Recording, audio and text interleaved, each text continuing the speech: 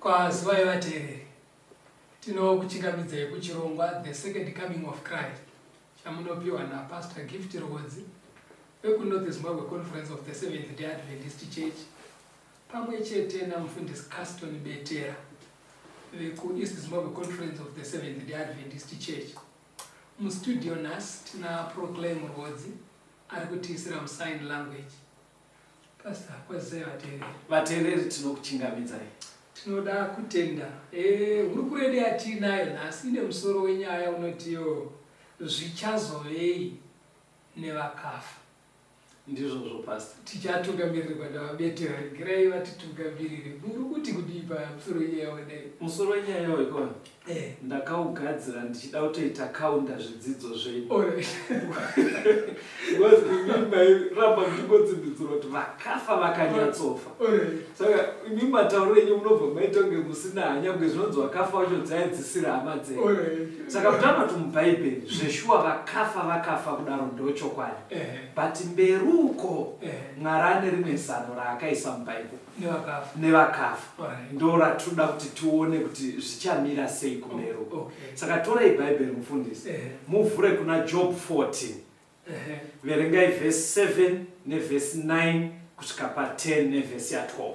Job chapter 14 verse ya 7 verse 9 na 10 neverse 12. Nokuti kana muti uchinge watemwa kune tariro kuti uchabudazve, uye kuti davi ravo nyoro haringaperi.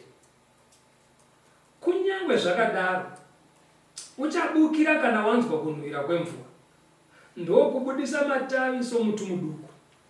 Asi munhu unofa akaparara zvake. Zvirokwazvo munhu unorega kufema. Zvino uripiko? Saizvozvo munhu unovata pasi akasamukazve.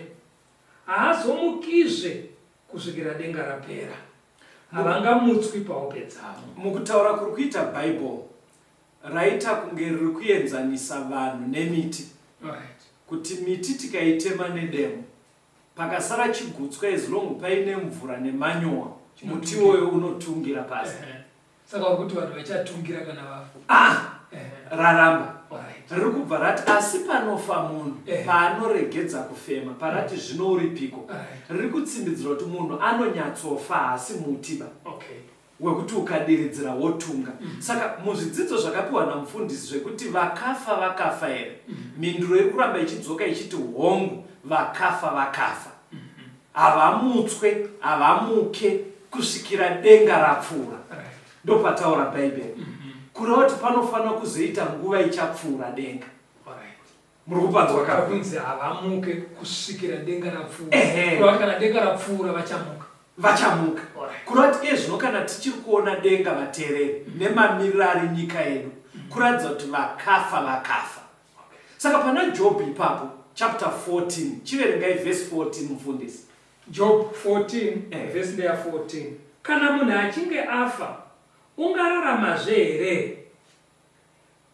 ndaimirira hangu mazuva ose okutambudzika kwangu. Saka question iri kubuda muBhayibheri yatina vateereri ndeyekuti saka kana atofa mukutevere hakusisina zvatoti to anza iri kuti vakafa but mubvunzo uri kuramba uchidzoka uchiti kusvikira rini vakafa pasi hani mapanzwa saka mubvunzo wekuti vachazorarama zvere ndo watauda kuti tipindure iwoyo kuti tione kuti vachazorarama here. Chiendei kuna vaKorinde ndaona muda tofamba bereka vhurai kuna vaKorinde yokutanga chapter 15 verengai kubva verse 1 musvike pavhesi ya8. 1 vaKorinde 15 verse 1 kuenda pa8.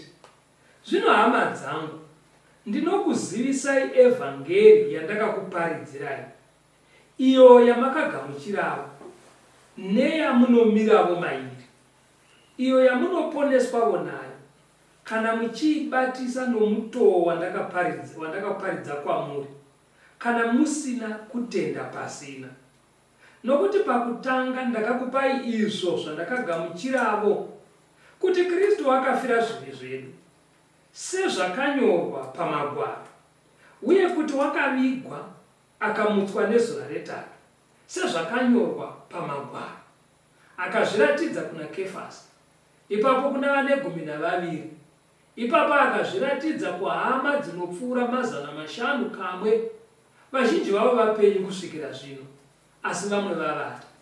Ipapo akazviratidza kuna Jakobho, ipapo kuna vaapostora vose. Pakupedzisira akazviratidza kwandirivo, sokuno wakazvarwa nguva isati yasvika. Maparidziro aiita naPauro vhangeri ndo aari kutsanangura mufundisi. Zvikanzi ngandikuudzei vhangeri yandaiparidza. Mainzwa vhangeri yaiparidzwa naPauro. Aiparidzira vanhu kuti Kristu akatifira. Akafira zvivi zvedu sezvazvai zvakanyorwa kare mumagwaro. Zvikanzi atifira zvivi zvedu akavigwa. Zvinhu zvai zvakanyorwa mumagwaro. Avigwa ndobva amutswa nezuva retatu. Zvai zvakanyorwa mumagwaro. Saka vhangeri ravaifamba naro ratoda kuti tifambe naro mustudio nhasi mufundisi ndiro revhangeri rekuti Kristu akafa zvakanyorwa uye akamuka. Saka paazoramba achitsanangura Pauro ari kuti nyaya yekumuka iyi hanzi akatomuka ndobva atanga kuzviratidza kuna Kefasi ndipita andobva azviratidza kuna vamwe vadzidzi ndobva azviratidza kune vaitopfuura 500 andobva azviratidza kuna Jakobho. Pauro akati ndobva azozviratidzawo kwandiri. Saka pfungwa yaarida kuburitsa tisati tatenda kure, arida kutsimbidzira pfungwa yekuti chikonzero Kristu aionekwa nevanhu vakawanda kudai kunyatsa kutsimbidzira kuti amuka kuvakafa ende vakazomuona after zuva rekufa. Saka kuda kuratidza kuti chinhu chatambudza panyika chazoita mukundi. Rufu rwakundi. Saka munonzwa Pauro ari kuti akazviratidza kunani kuitira kuti pasaite doubt kuti ini vakafa. Saka already vateereri rufu ruri kuita unge rwakazosangana nagiant, ruri kuita unge rwakazosangana nechikuriri pana Jesu Kristu. Saka atsimbidzira nyaya yemanje ndoda kuti muverenge pazasi pasi. Verengai munzwe pavhesi 11 kusvika pa14. 1 vaKorinde 15 yes vhesi ya11 yes kuenda pa14. Naizvozvo kana ndirini kana vari ivo tinoparidza kudai, nemi makatenda kudai. Zvino kana Kristu achiparidzwa kuti wakamutswa kuvakafa, vamwe pakati penyu vanoreva seiko kuti hakuna kumuka kwevakafa? Zvino dai pasina kumuka kwevakafa, naKristu ungadai asina kumutswavo. Uye dai Kristu asina kumutswa, kuparidza kwedu kungadai kuchiva pasina, nokutenda kwenyu kungadai kuchiva pasinavo. Saka Bhaibheri riri kuti kana kuine vaparidzi variko kusanganisira isusu vari mustudio, hanzi naPauro tinofanira kuparidza kudai. Manzwa kudai kwacho kuti kuparidza kuti Kristu akamuka. Hanzi inyaya inofanira kuwanikwa kuvaparidzi vese. But Pauro ari kubva ati ko chii chaakuitika kwandiri kunzwa ikoko kuti vamwe vari kuti hakuna kumuka kwevakafa, iye Kristu akamuka. Muri kuona dambudziko raakuitika panyaya dzekutenda dzevatendi, kuti vanenge vachitenda muna Kristu but kuri kuita vamwe vari kungonogumira sekunge paitika rufu ndoabva magumo nekusingaperi. Saka kurava kuti nyaya yekuramba kumuka kwevakafa haisi yanhasi, ine makore yairambwa nevanhu, but iri kushamisa bhaibheri. Bhaibheri riri kutoshamisika kuti nyaya isei ichiri kurambika iye Kristu akamuka ende vakamuona vachiri vapenyu panguva yaitonyorwa vaitwa vapenyu vari kutotaura kuti takamuona. Saka inyaya iri kutoshamisa bhaibheri kuti sei pakati pedu kuine vamwe vanoti vakafa havamuke. Mazuva ano pfungwa yacho haisi yekuti munhu anobva ati havamuke, vanhu vanongofunga kuti kutofa zvapera. Saka munhu anofa pasi, but bhaibheri riri kuratidza kuti mberi uko kune kumuka kwevakafa. Pachapter nechitevere ringai munzwe kubva pavhesi 16 musvike ku19. 1 Vakorinde 15 vhesi 16 kuenda ku19. Nokuti kana vakafa vasingamutswi, naKristu haana kumutswawo. Kana Kristu asina kumutswa, kutenda kwenyu hakuna maturo, muchiri muzvivi zvenyu. Zvino naivo vakafa muna Kristu vakarashikawo. Kana tiine tariro kuna Kristu paupenyu uhu bedzi, tinonzwisa urombo kukunda vanhu vose. Ari kuti yapo pastor, pari kunzi tinonzwisa urombo. Kurava kuti kana kunamata kwako uchingonamata kuti dai project yangu wabudirira, right, bhuri rangu atengeseke zvakanaka, mwana aroorwe, yes, ndipase kuchikoro, right, zvobva zvapera. Kana zvazopera zvese izvozvo wofa ndiwo magumo acho. Saka zvinosiririsa zveshuwa. Hapana powasiyana nevanga vasinganamati vanogona kungopasa kuchikoro, vana vavo vachiroorwa, vachitochata, mabhizinesi avo achibudirira. Saka zvinonzwisa urombo. Saka pfungwa ichatisiyanisa vatendi vanotya Mwari nevasingatye Mwari inyaya yekumuka kwevakafa. Nekuti zvatinonamatira kumachechi kuti dai ndapasa, dai ndawana mari yefizi, dai urwere hwabva, izvo vasinganamate urwere dzimwe nguva huri kutongopera futi, vana vavo vachipasa. Saka panobva pachoti saka muri kuenderei kuchechi saka zviri kubatsirei. Saka manzwa bhaibheri riri kubva rati inzwai vatendi, kana pfungwa yenyu ichingonogumira pamunocherera munhu afa, hanzi muri kutonzwisa tsitsi kupfuura vanhu vese, because kubatsira kunamata kwacho hakuri. Inotsimbidzirwa verengai kunzwe vhesi 22 na23 nevhesi 26. 1 Vakorinde pa15 yes, kubva pa21 kuenda pa23. yes. Nokuti rufu zvarwakauya nomunhu, kumuka kwavakafa kwakauya nomunhu. Nokuti vose sezvavanofa muna Adhamu, saizvozvo vose vachararamiswa muna Kristu, asi mumwe nomumwe padzoro rake. Kristu chibereko chokutanga, tevera avo vari vaKristu pakuuya kwake. Chimbomirai papapo. Mufundisi vaitsimbidzira muchidzidzo chakapfuura vachitaura kuti chivi chakauya netuso. Chivi ichi chauya panyika kuburikidza nevabereki vekutanga. Saka bhaibheri riri kutozviziva kuti besides zvivi zvatinoita isusu, chimiro chiri panyika, mavambo echimiro chiripo ichi akatanga nevabereki vekutanga. Saka Mwari haigona kungoyeva zvakadaro mufundisi. Akatsvaga chinosvikopinginura, chinorivhesa kuti Adhamu kana ari kuramba achingoimbwa unzi ndiyakonzeresa Mwari akaona kuti vanhu havafanira kuramba vachingodaiso, nganditsvage chimwe chinokonzeresawo futi kumuka.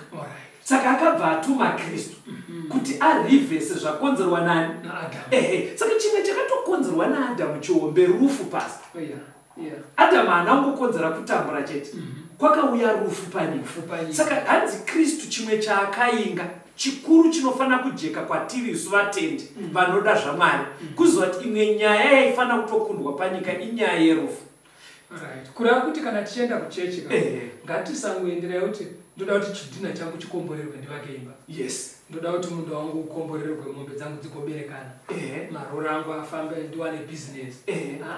Ngatiuyei, chinangwa chedu chikuru chiri cheukama naJesu, kuti tigozomuka pakupedzisira.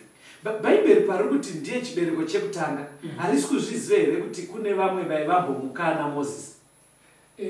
Vana Razaro vaitomutswa nesimba rake, vakanga vamuka, asi kumuka kwavo kumuka kwekuzofa futi.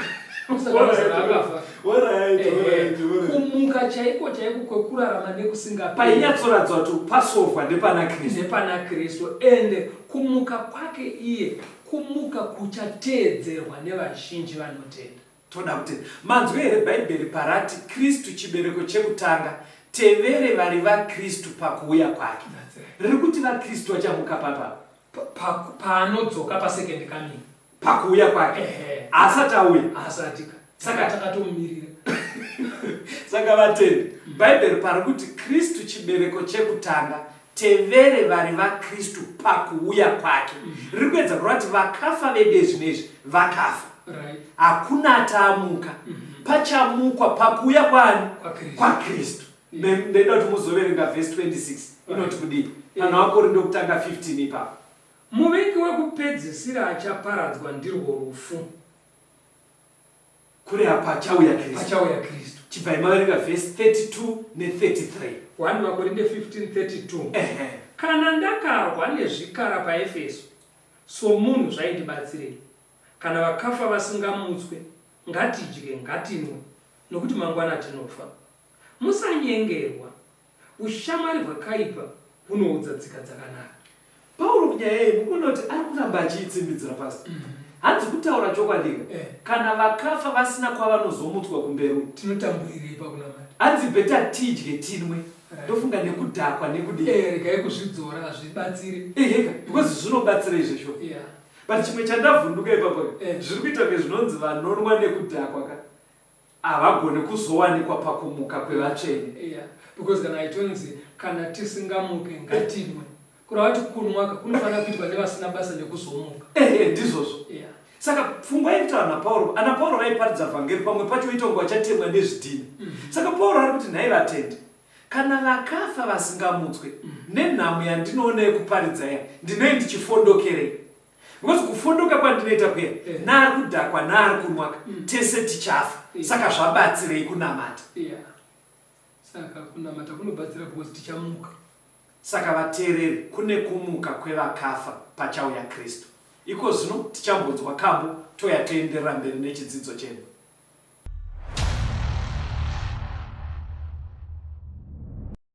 Gerudo Jesu anodaidza, fambizve uya zvino, ari kundiregerera ini, Jesu mufudzi wangu. Jesu ari mufudzi anokudaidza, mukati medangamo kuchine zvenzvimbo, uya kuchinasi uno apo uchimutsva, pinda muiro danga iro redi. Gerudo Jesu anodaidza, fambizve uya zvino, ari kundiregerera ini, Jesu mufudzi wangu. Jesu ari mufudzi wakafira iwe, anodaidza zvino, fambi uya kuneni, kunze kune dambudzo, uya unodanwa, pinda muiro danga iro redi.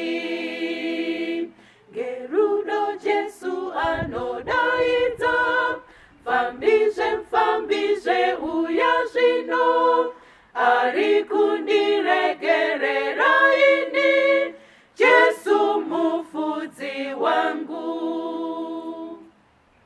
Pinda usanonoke, kunze kune mumi, dzinozokukuwadza, dzakapanduka kwazvo,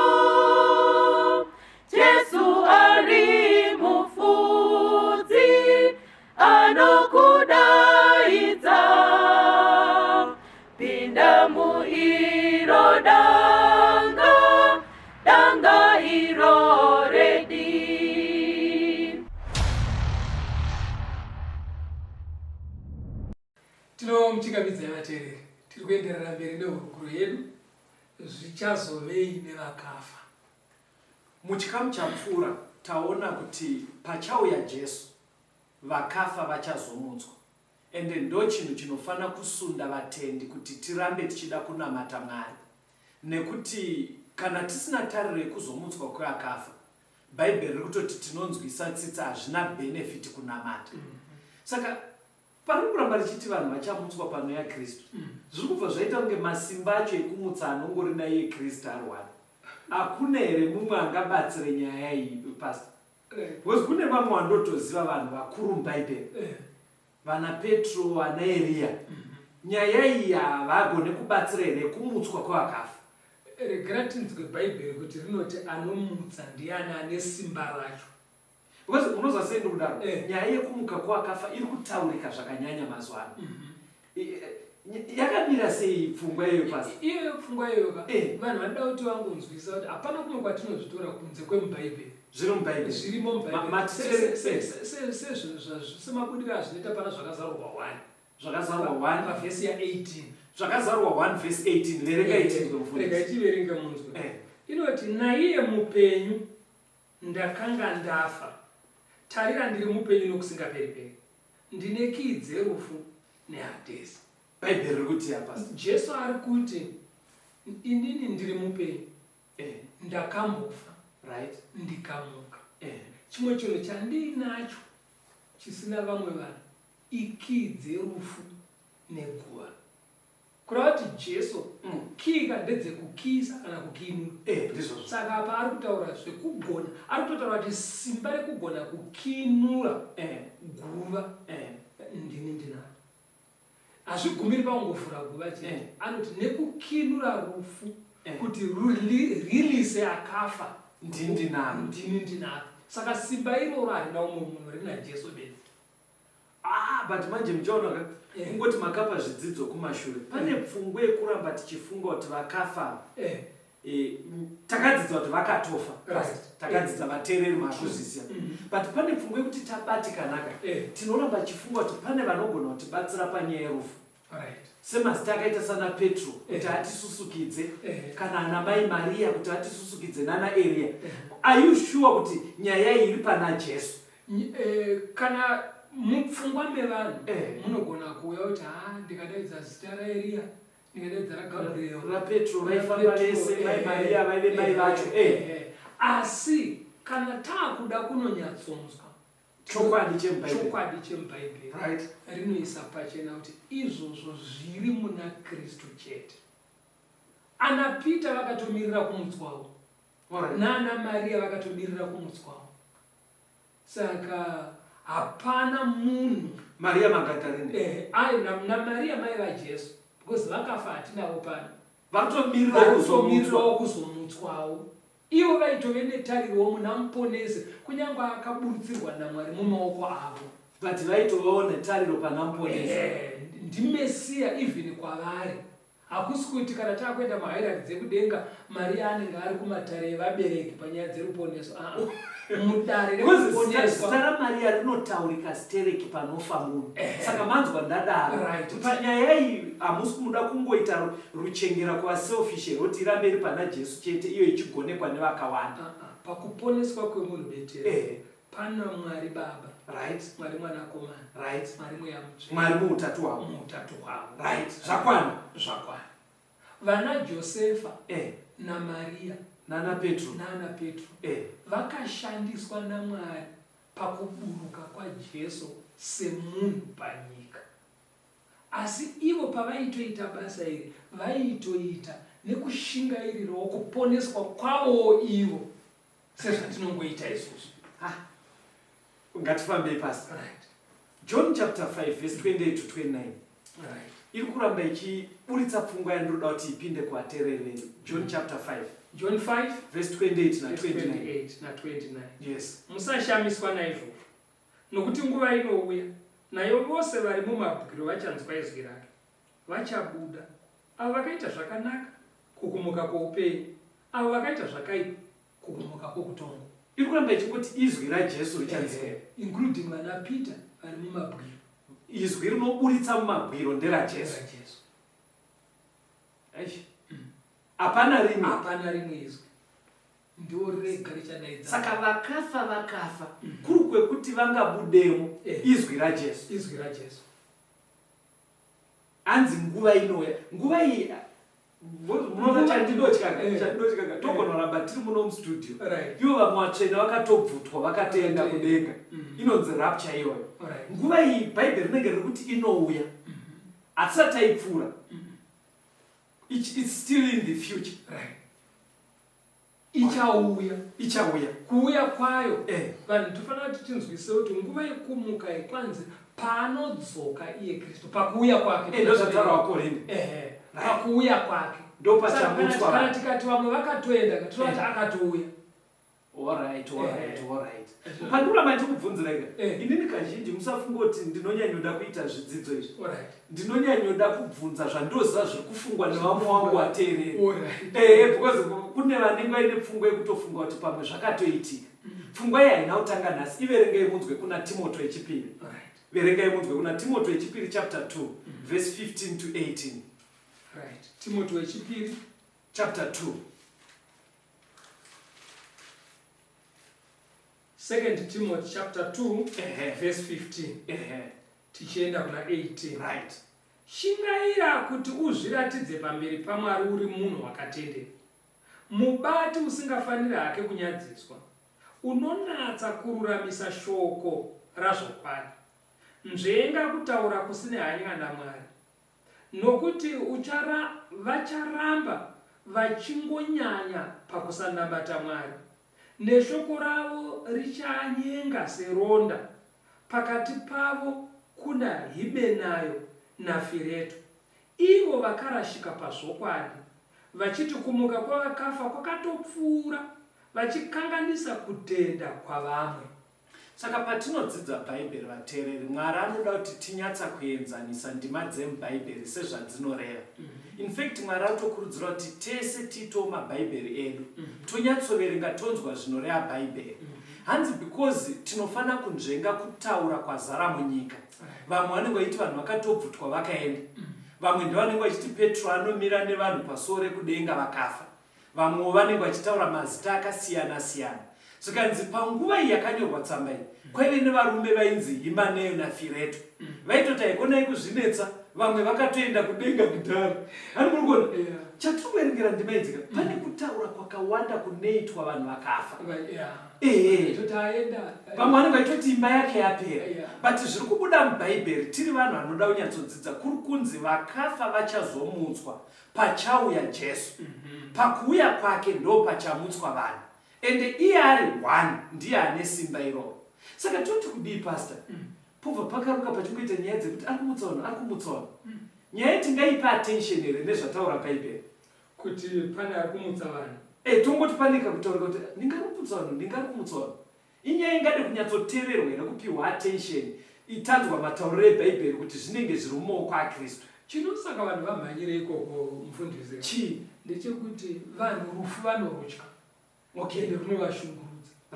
Saka varichinoda kunzwiswa ndechekuti vari kumutsa vachavaka.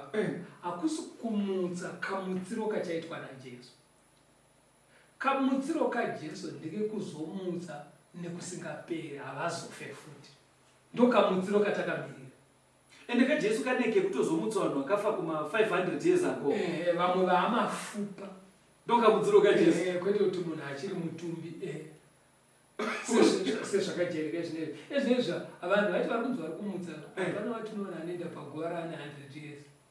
Vaende paguva iroro. Vanotoda pamunhu asati aputika. Voita zvavanoita ipapo vachidaro. Saka muri kuti nyaya iyi Kristu paachauya mukuru kuti vane kuma 200 vaora vaya pasi. Ipapo ndo pacharatidza simba raMwari. Pacharatidza kusiyana kwake nevamwe vese. Ende anozvigona. Unoziva kuti iwe uri kuita seunge uri kuomerwa nazvo, but ukafunga kuti Mwari paakasika pekutanga pasina bvupara ivepo, achishandisa guruva pakabuda munhu. Saka kana patomboone bhonzo riripo zvingamuremerere kana akatanga neguruva. Pastor, ngandikuudze chokwadi, ini ndakatenda munyaya idzi.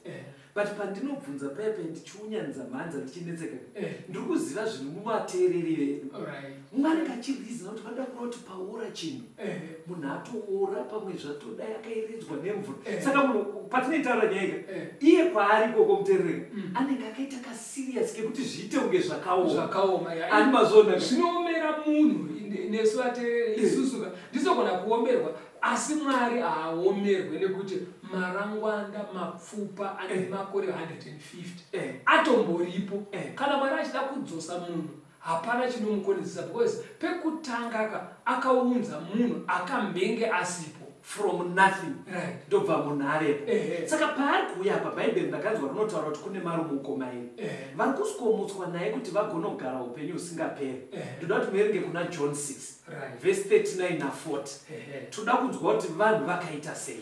John 6 verse ndeya 39 kusvika pa40 na 40 kuda kwawakandituma ndokuku kuti pazvose zvaakandipa ndirege kurasikirwa nechimwe asi kuti ndichimutse nezuva rekupedzisira nokuti kuda kwababa vangu ndiko kuti mumwe nomumwe unotarira mwanakomana nokutenda kwaari ave noupenyu husingaperi neni ndichamumutsa nezuva rekupedzisira.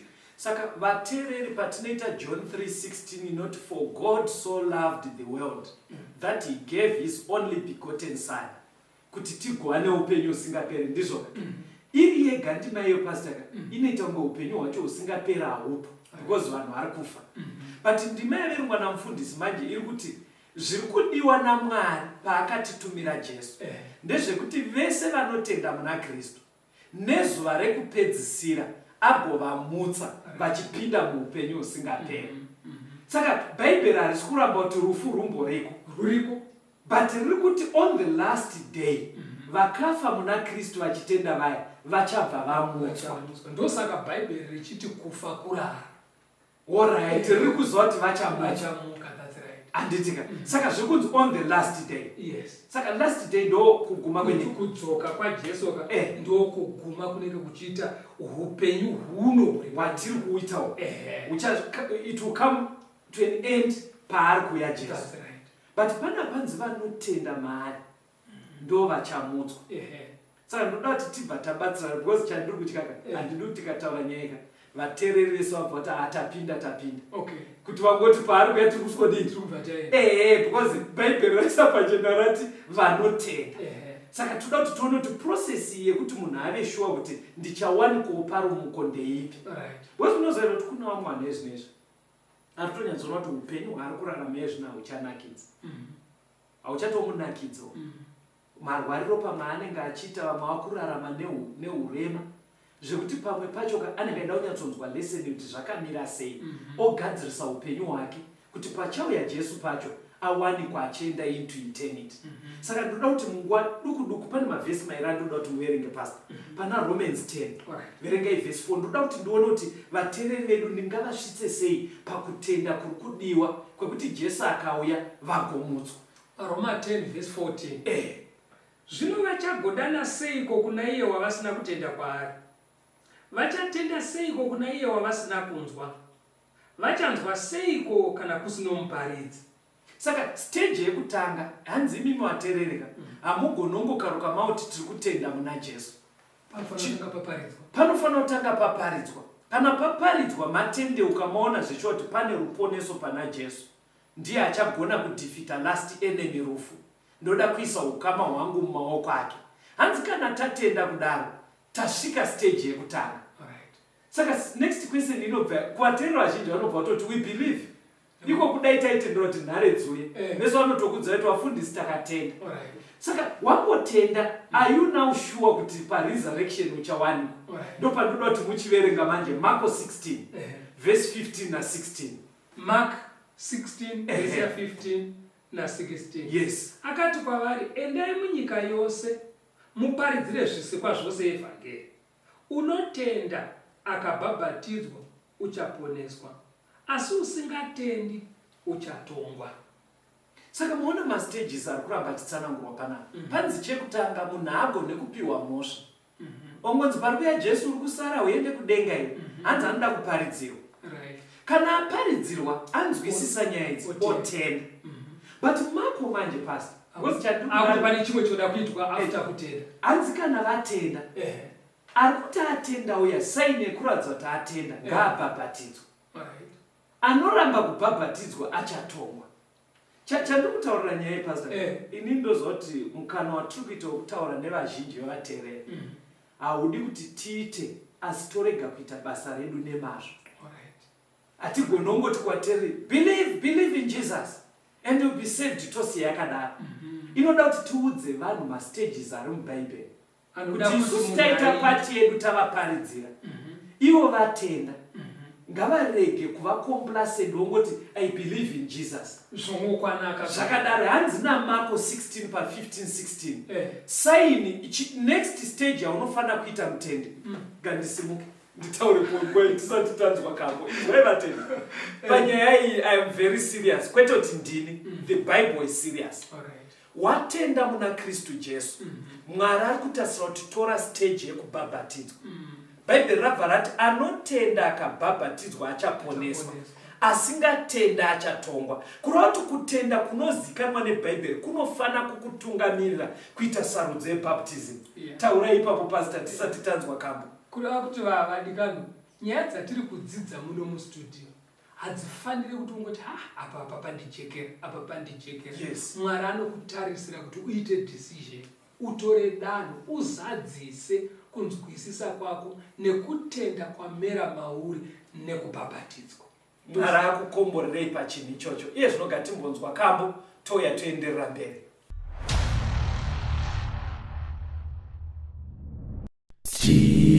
Tinorara tichimuka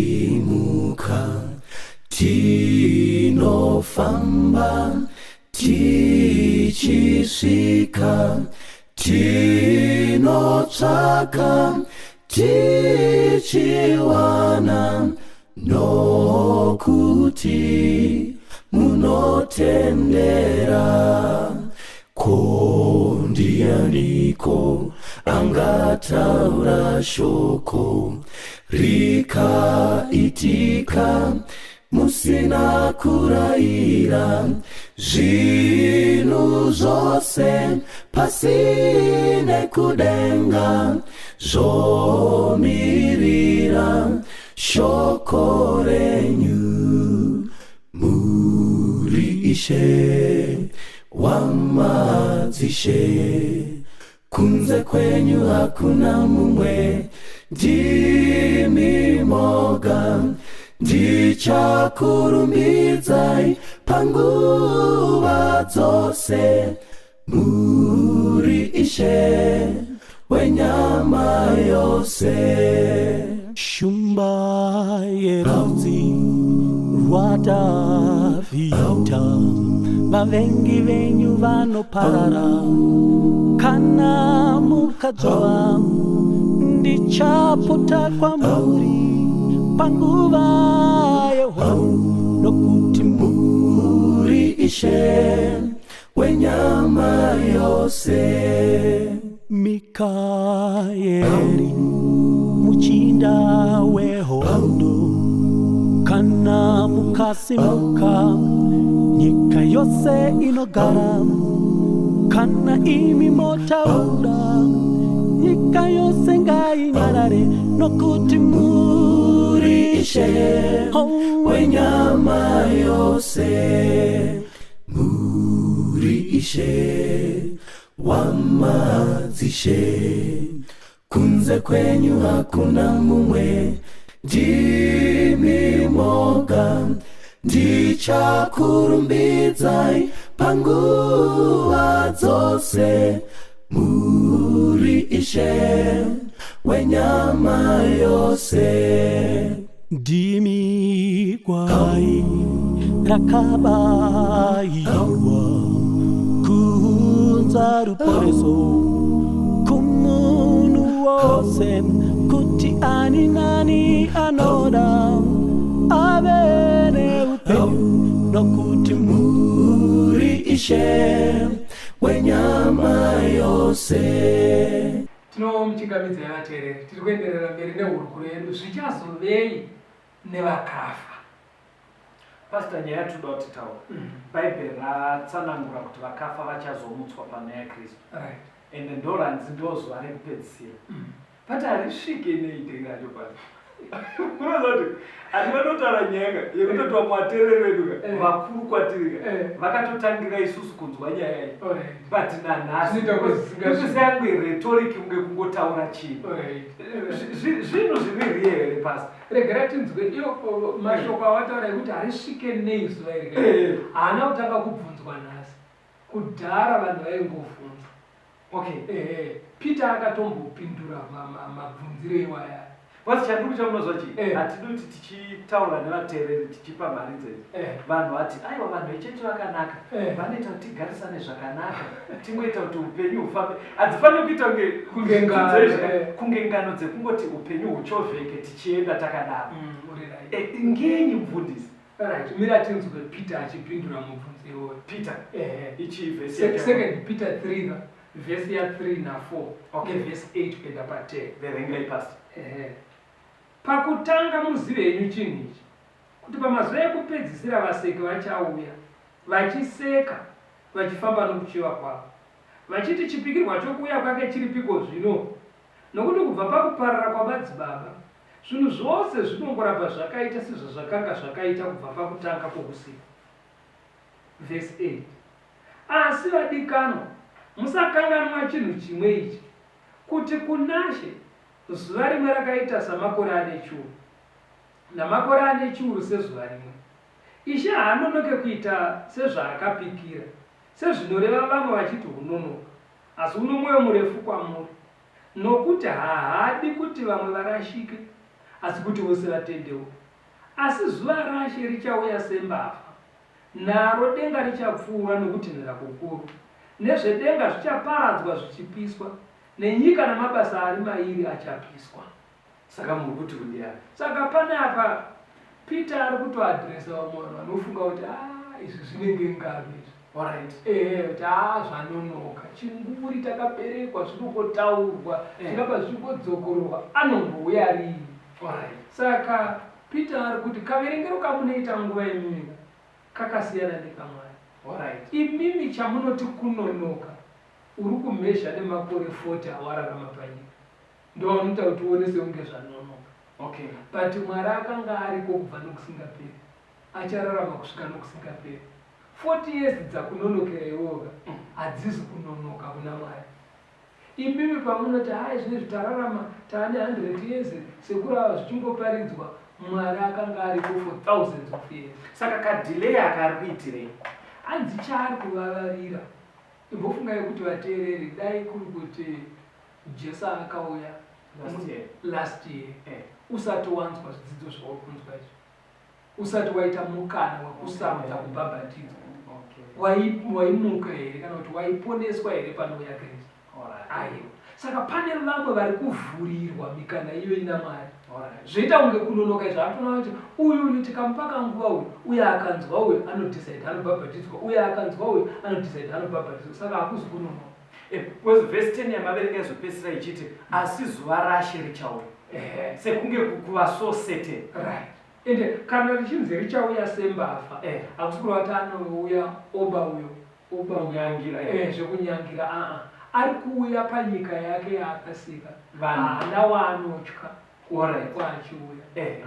Kuuya sembavha, kuuya makavarairwa. Imi vanhu ndimakavarairwa, but iye hanyawa iri. Aiwa, hapana chaari kuchita. Aiwa, iyoyo tinayo. Tine vhesi racho, verengai zvakazarwa 1 verse 7. Right. Munzwe inotsanangura kauyiro kacho. Zvakazarwa 1 verse 7. Inoti kudii? Tarira, unouya namakore, meso ose achamuona, naivo vakamubaya, marudzi ose enyika achamuchema. Saka dhei rekuuya kwaKristu ndo richasvika vanhu vakavarairwa, asi parichasvika Bhaibheri kubva rati meso ese achamuona. That's right. Whether nevasepuraizwa nevengo vakagadzirira kwanzi vachaonekwa meso ese. Ivo ndo pandinoitawo dambudziko nedzimwe nguva neBhaibheri. unonesekana neipapo. Ina handiso yemazero enyuka. Isusu takazoenda kuchikoro tikasvika pagrade 7. Saka takatodzidziswa kuti this world is a sphere. Kuti yakaita sebhora. Very good. So Bible pariri kuti achaonekwa nemese yese. Can you explain to me, Pastor, kuti riri kuti because kuna vanenge vari kusere kana nyika iri bhora mukuzwa patikuta zvekuti kana akusere kungotsimbidzirwa kwekuti achaonekwa nevazhinji. Riri kutoreva here kuti meso yese, Pastor, because the world is a sphere. Zviri kutaura vateereri zviri kutaurwa namufundisi Betera kuti nyika yakaita sebhora.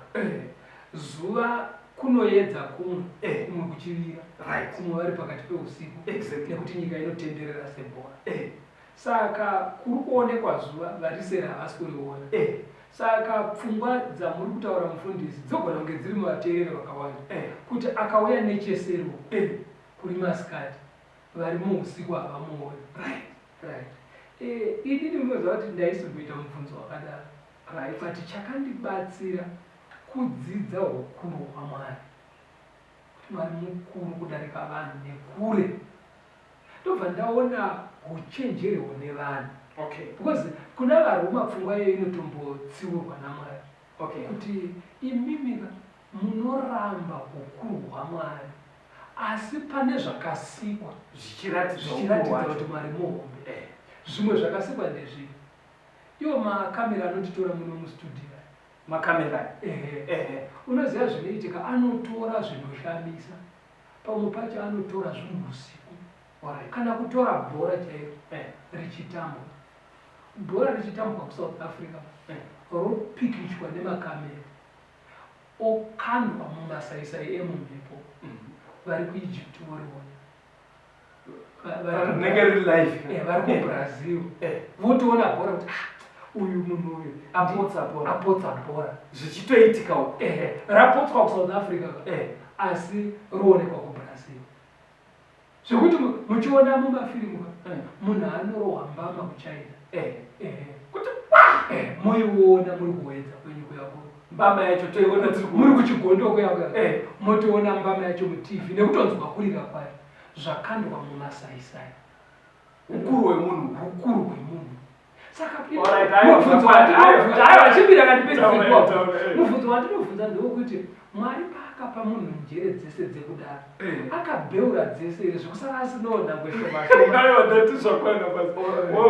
kuti kana akapa munhu pfungwa dzakadai dzinoita kuti chinhu chionekwe at once pasi rese iye obva abeura pfungwa osara asina kutadza kubrodikasta kuuya kwaJesu. Chiverenga paipapo papindura pastor. Handei kuna vaTesalonika toda kuona kawiro kaJesu. vaTesalonika kutanga chapter 4 verse ya 14 kusvika pa15, 13 to 15. Zvino hama dzangu, yes, hatidi kuti mushayiwe kuziva pamusoro pevaiti kuti murege kuchema sevamwe vasina tariro. Nokuti kana tichitenda kuti Jesu akafa akamukazve, saizvozvo avo vakavata muna Jesu Mwari achavauyisa pamwe chete naye. Nokuti tinokuudzai neshoko racho kuti isu vapenyu vakasara kusvikira pakuuya kwacho hatingatongotangiri vakavata. Ishoko rashe. Saka pari kunzi vateereri nyatsoteererai nyaya. Hanzi neBhaibheri hachisi chinhu chakanaka kuti utadze kuziva kuti zvichazodii nevakafa. Ndomusoro wenyaya.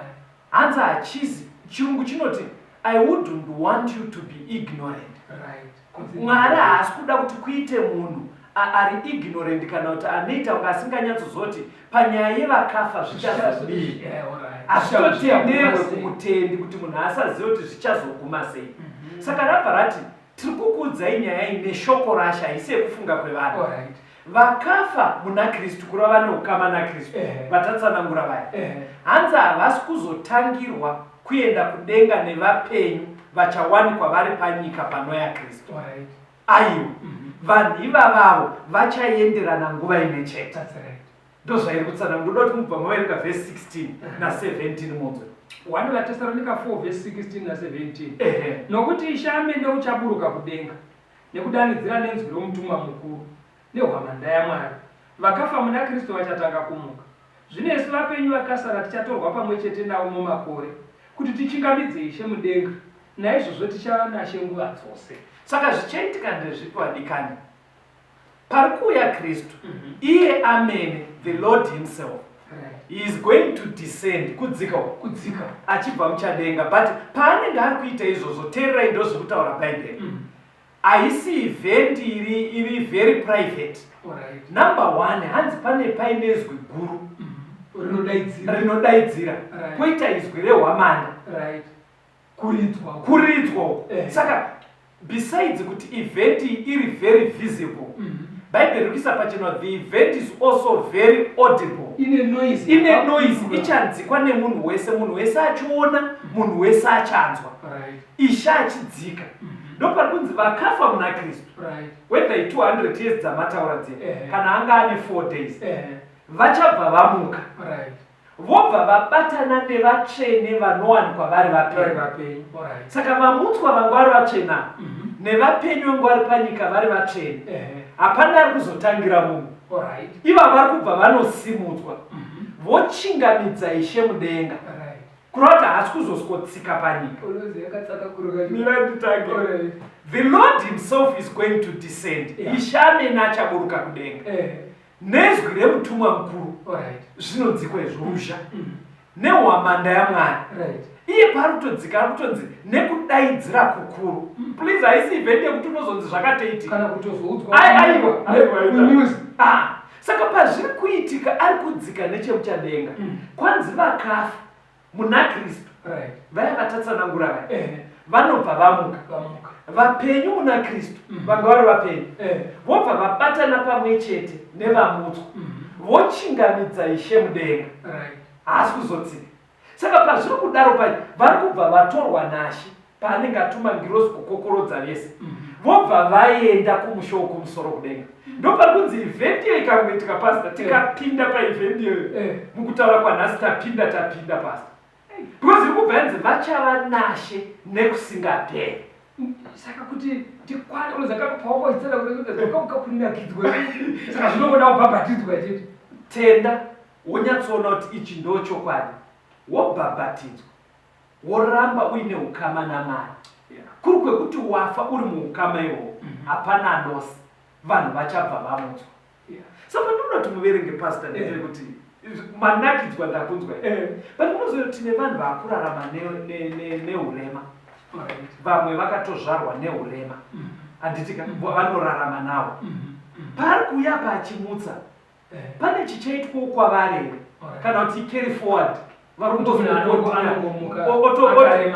otodaro nekuremara. Ndoda kuti muverenge vaFilipi 3 verse 20 kusvika pa21. vaFilipi 3 verse 20 na 21. Yes, verengai pastor. Nokuti nyika yedu iri kudenga, uko kwatakatarira kuuya kwomuponesi Ishe Jesu Kristu, uyo uchavandudza muviri wokuninipiswa kwedu kuti ufanane nomuviri wokubwinya kwake, nesimba iro raanogonawo naro kuzvisa zvose pasi pake. Kwanzi Jesu paachauya kutaura chokwadi, kana toda kuudzana chokwadi vateereri, nyika ino haisi yedu, nyika yedu iri kumusoro kudenga. But hanzi pachauya Kristu manje achaskovandudza miiri yekuninipiswa inotinetsa, kuichinja whether wari upenyu kana kuti ungwafa, hanzi yofanana nekubwinya kwake. Hanzi simba iro ranaro inenge ita semiiri iri kungodzi yofanana nemiiri ukubwinya waJesu ndouya wekuti kuGalili akasvika vadzidzi vakavhara mawindo nemadhoo, ndobva angopinda, hazvidi maki body obva angopinda pakati pavo, madhoo akavharwa, muviri wegorori iwoyo aonekana nawo paMount Olive. Akamuti aBhaibheri yakomana chida munoparidza tozoonana ndadzoka, ndobva atotanga kukwira, hapana kuya chitundi musere, ndobva aenda, ndobva atoenda. Koko force of gravity yakatadza kumudhonza, but iri body chaiyo, because pavakamuona akatoti honei mavangaya, body neweight here inotone manewtons akatoti honei mavangaya, muviri waakatobva nawo wakakuvadzwa Friday pamuchinjiwa, but wakaenda iwo ndo muviri une glory. Unenge wapfeka kubwinya, hauchabatwi nemasimba epano pasi. Inini ndoda paunotsanangurwa navaKorinde. 1 Corinthians 15 verengai kubva verse 52 musvike ku58. 1 vaKorinde 15 verse 52. Yes. Pakarepo nokubwaira kweziso nehwamanda yokupedzisira, nokuti hwamanda icharira, ipapo vakafa vachamutswa nokusavora, nesu tichashandura. Nokuti ichi chinovora chinofanira kufuka kusavora, nechichi chinofa chinofanira kufuka kusafa. Zvino kana ichi chinoora chafuka kusaora nechichi chinofa chafuka kusafa, ipapo shoko rakanyorwa richaitika rinoti, rufu rwakamedzwa nokukunda. Iwe rufu, kukunda kwako kuripiko? Iwe rufu, rumborera rwako ruripiko? Verse 57.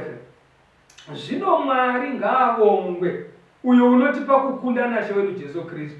Saka hama dzangu dzinodikana, mirai makasimba, murege kusununguswa. Mubatire Ishe zvikuru nguva dzose, muchiziva kuti kubata kwenyu hakungavi pasina munaShe. Ndimai pastor ndoinondoisa kustudio. Sorry, ndinoda kutosimuka chinondoisa kustudio every time paprogram yedu the second coming of Christ waterera. Kutenda kwandinako mundimai patinotoya kuno kustudio ishungu dzatinadzo kuti munzwewo zvinoreva Mwari. Patataura paya pari kunzi ishaburuka kudenga nekudanidzira, vakorinde yawedzera hanzi nekubwaira kweziso, in the kindling of an eye, chinguva chidukuduku. Miri iri kutitambudza yatiri kurarama neurwerei neurema hanzi ichashandura yofanana newake weglory. Hanzi kana zvadaro manje moment yazvo hapasi kuda kuenda kudenga, pari kuda kuchinjwa kwebhodha. Nditi hanzi moment yazvinoitika vatereri toziva kuti zvaita ipapo pari kubva panzi ichi chinoora ichi kureva kuti tine taane imwe bhodhi isingafe. Zvikani nechichi chinofa kureva miri yedu inobva yapfekedzwa miri usingafe, but utori miri uri physical uri literal, tichitoona kuti ndikastonum. Saka zvikanzi pakadaro manje moment iyoyo tobva taziva kuti zvaivavarirwa nevhangeri zvaizvazadzisika. Hanzi ndo pane magumo emharidzo dzese dzatiri kuita. Saka Pauro abva ati kana maita kutenda kwakadai inzwai vatereri, mirai makasimba, batirai Ishe nguva dzese, musakonike. Even uri pamubhedha weurwere, wakadiagnoizwa cancer, ropa richinzi rine utachiona, even zvinhu zvisiri kuita zvakanaka, iyi ndo tariro inofadza, the second coming of Christ. Ndo here tariro nana Pauro. Ndoda kuti mundiverengere vhesi rekupedzisira ndishiye nevateereri vedu kuna Timoteo chipiri chapter 4 yes verse ya 7 na 8 inoti kudini, ndarwa kurwa kwakanaka, ndapedza rwendo rwangu ndakachengeta kutenda. Kubva zvino ndakachengeterwa korona yokururama yandichapiwa naShe mutongi wakarurama. Nezuva iroro ndisirini ndoga, asi navose vakada kuonekwa kwake. Ndi Pauro gamba rekutenda riri kuti pakupedzisira atarisana nerufu. Ari kuti ndaedza pangu. Zvino izvi ndachengeta kutenda. Handina pakambokuunika pandakaenda kumasvikiro nen'anga. Saka paakutarisana nerufu, inzwai zvitaura Pauro, ari kuti kubva iye zvino ndoziva kuti ndakachengeterwa korona yangu. Kureva kuti vateereri, hatisi kuzopiwa mariwards paunofa. Crown kana mariwards ari pa the second coming of Christ, pachauya Jesu. Pauro ndo paanotaridza kuti achapiwawo crown. Zvikanzi haasi kuzoipiwa ari one, ndo pandada paata hanzi ndisirini ndega nesuwo vakatenda kureva ngomarwodzera chokwadi neniwo vateereri. This thing is going to be done at the same time. Magambo ekutenda ekudhara ana Moses, ana Abraham, nana Elisha, nana Isaiah, nana Paul, hanzi palast day nesuwo vari kunzwa vhangeri musi iwoyo ndo munhu wese paachakorokota. Uri kudakidzwa neyaichigara timonekatinavateereri toda kutenda. Rambai muinesu muchirongwa, tisangane muchikamu chinoteera. Gadzirirai vhiki rino ivhiki rekuti tikomborerwe pamwe chete tichidzidza shoko raMwari.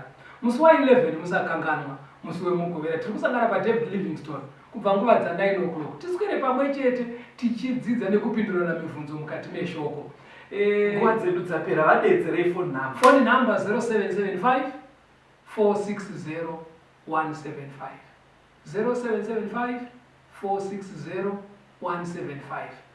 Kana kuti 0716 452 086. 0716 452 086. Mwari akuchengetei, tisangane muchikamu chinoteera.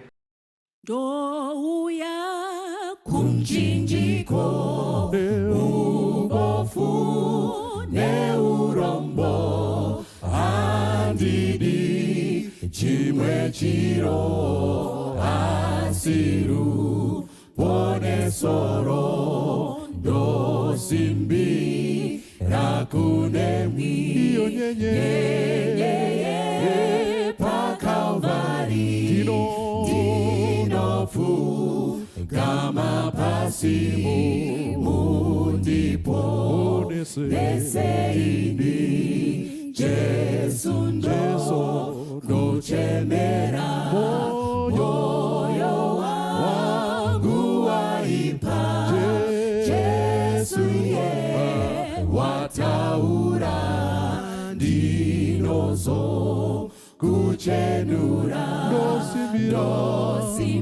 ndosimbira kunemwi iyo nyenyeri pakalvari ndinopfugama pasi mundipo neseini ndapazve sekunemwi zviro zvese zvepasi moyo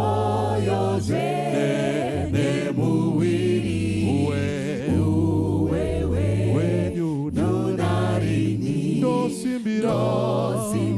ndosimbira kunemwi iyo nyenyeri pakalvari ndinopfugama pasi mundipo neseini ndosimbira kunemwi mune zvidzidzo zvenyu zvinondarapwa ini nemaropa iro Kristu ndosimbira kunemwi iyo nyenyeri pakalvari ndinopfugama pasi mundipo neseini Jesu arikuya moyo wangu wazara zvinonda kachenurwa mbiri kuna Jehova ndosimbira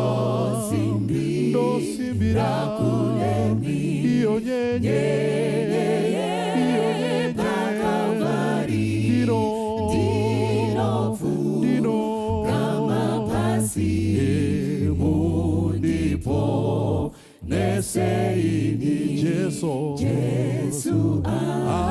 arikuya moyo wangu wazara zvinonda kachenurwa mbiri kuna Jehova ndosimbira kunemwi iyo nyenyeri pakalvari ndinopfugama pasi mundipo neseini ndosimbira kunemwi iyo nyenyeri pakalvari ndinopfugama pasi mundipo neseini